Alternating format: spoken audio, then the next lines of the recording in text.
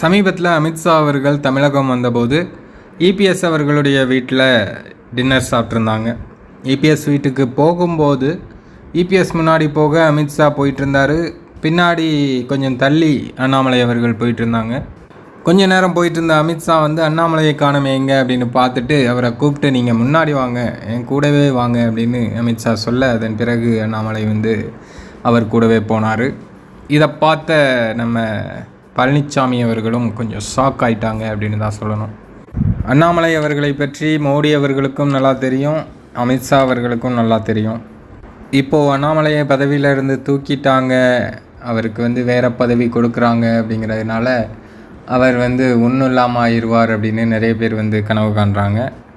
ஆனால் அப்படி நடக்கிறதுக்கு வாய்ப்பில்லை. அண்ணாமலை அவர்களுக்கு இதைவிட ஒரு பெரிய பதவியை தான் கொடுக்கறதுக்கு தேசிய பாஜக தலைவர்கள்லாம் யோசிச்சிட்ருக்காங்க அப்படிங்கிறது தான் இப்போ கிடச்சிட்ருக்கிற தகவல்.